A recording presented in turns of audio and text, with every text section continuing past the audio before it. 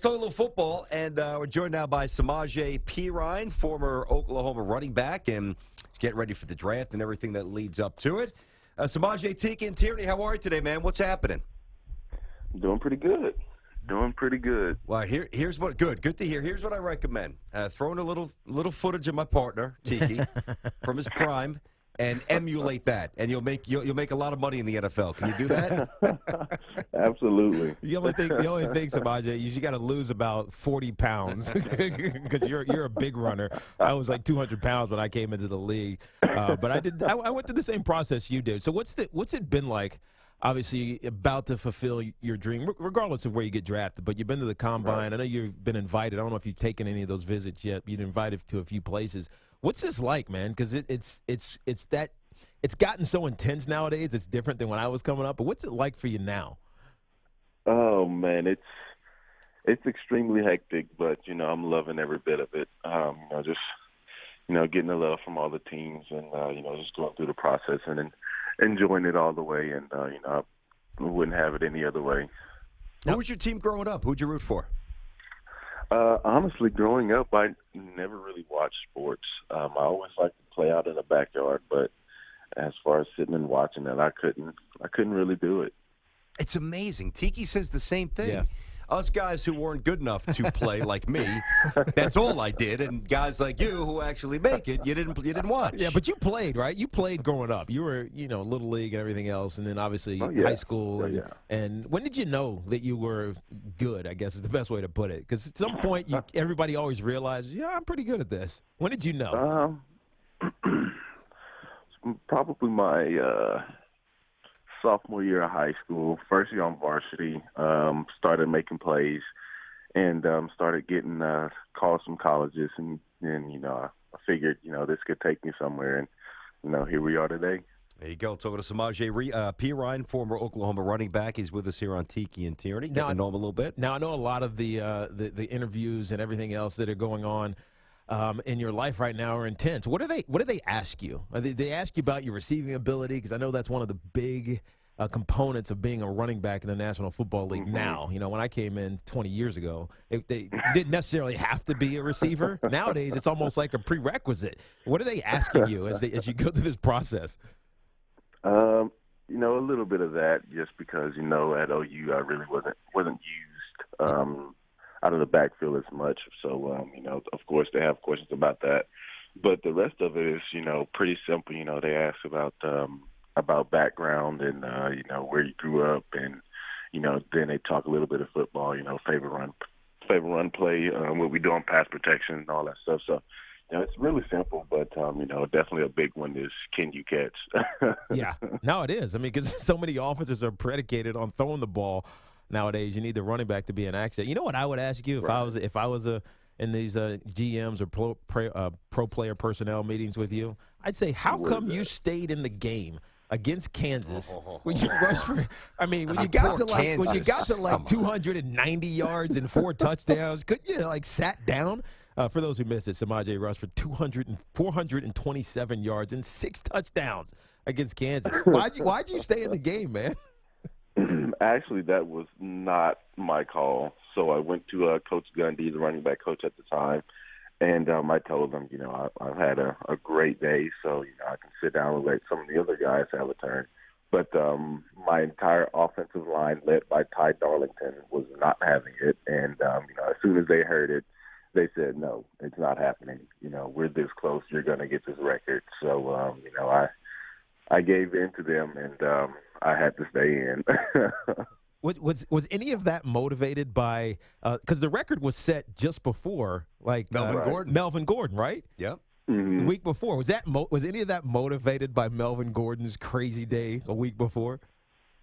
I think because we were talking about it, I forget where we were on our way from, but we were talking about it on the bus ride back to Norman after the game, and we were like, there's no way that record is going to be touched for a long time. And lo and behold, the next week, I was close. So I think that they remembered that conversation. They were like, no, we're going to go get this. So I couldn't say no. But you also couldn't buy him anything. Like, remember the old commercial? Well, you don't remember, but Dan Marino would get his offensive lineman gloves and Tiki, I think, watches, right? Of course, Tiki had to try to one-up Marino. But you don't have any money unless Oklahoma's giving you something under the table. What are you getting your boys? Something to eat? You can't take care of your guys, what man. What I did was I went to Chicken Express, and I got them as much chicken as they wanted. Nice. Because usually what I do if the running backs had a good game, I go get them some pizza or something. But, I asked them what they wanted, and they wanted chicken. So I went and got them chicken. That's nice. There you go. Samaje Perine with us here, former Sooners running back.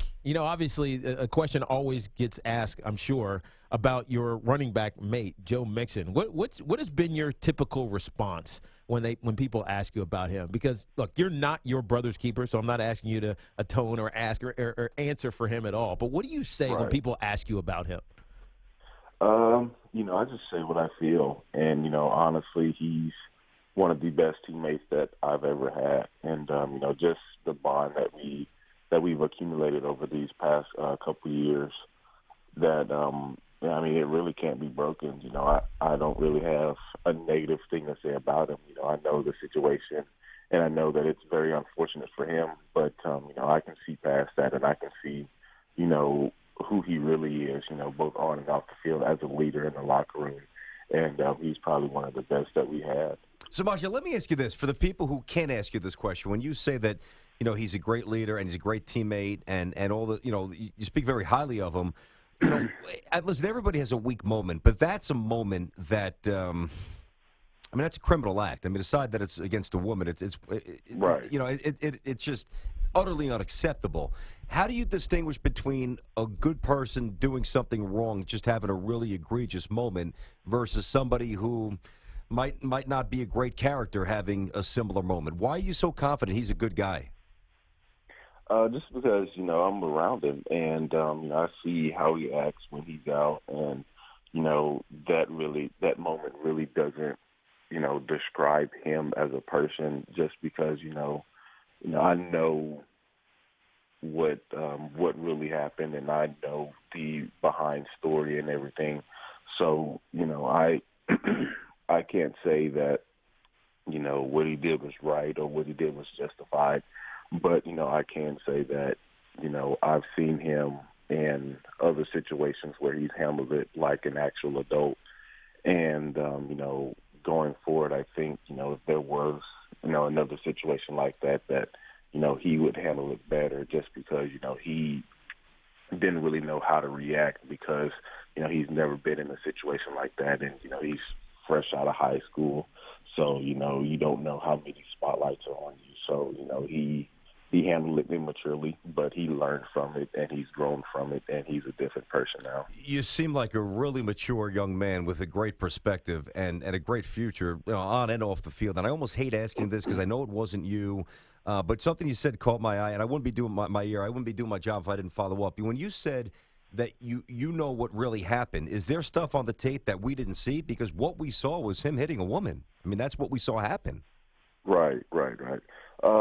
There was an altercation, outside of the restaurant, and it's not my place to, really talk about what happened outside of the restaurant, but they had contact outside of the restaurant, and he basically went in to clear some stuff up, and he was walking out, and she pushed him, and so on and so forth. So there were things that happened off camera, but we unfortunately caught the tail end of it. That was the.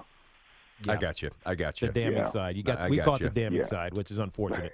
Samaje Perine, I got it. Hopefully you don't take that the wrong way, man, because we really, we want to have you, and we still have a few more questions for you, but we're not doing our job. Maybe it's a big story. We didn't ask about Joe, but we're obviously prepared to move on from that, talk about some other stuff. And he's a hell of a runner, just like you are. But what the hell is up with your quarterback, Baker Mayfield, trying to run away from cops, man?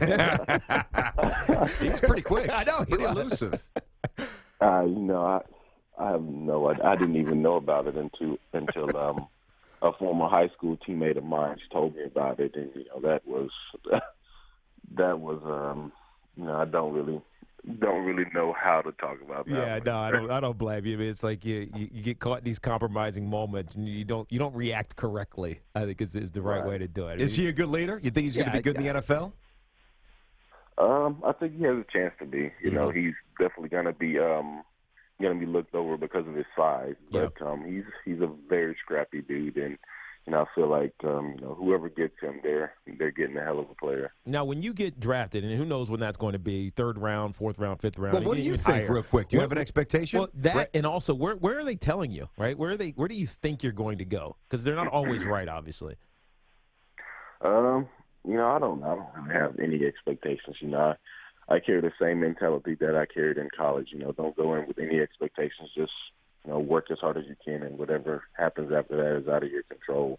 But I know how these things work. Teams are going to show you love, but the ones that end up drafting is usually the ones that you never talk to. So I have no idea where I'm going, but I know wherever I end up, I'm gonna work as hard as I can and try to contribute as early as possible. Do you know yet, Samaje, how you will spend draft night, where you will be, and with whom you will be?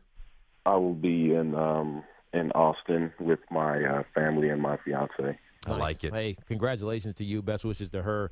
Keep doing those bench press reps, by the way. 33. I mean, geez, are you kidding me? 33. This guy's a Mack truck. Seriously. And by the way, Samaje, I think I did like 15. I mean, I'm serious. And I was like struggling to get to 15. Hit the weight, you wuss. Hey, Samaje, by the way, if you, if I'm you, I'm not so sure I want to go too high because you mentioned your fiance. If you kind of squeeze in early second, whatever, she might want a bigger ring. She's like, oh, we got a bigger check. You better go and take this thing back and get me a bigger rock. You know? Nah, she's not like that at all. Every girl at their core wants a big diamond. I got news for you, buddy. Every girl wants a big diamond. Hey, Samaje, go be successful so you don't have to worry about it, brother. You sound like a great kid, man. We're rooting for you, Samaje.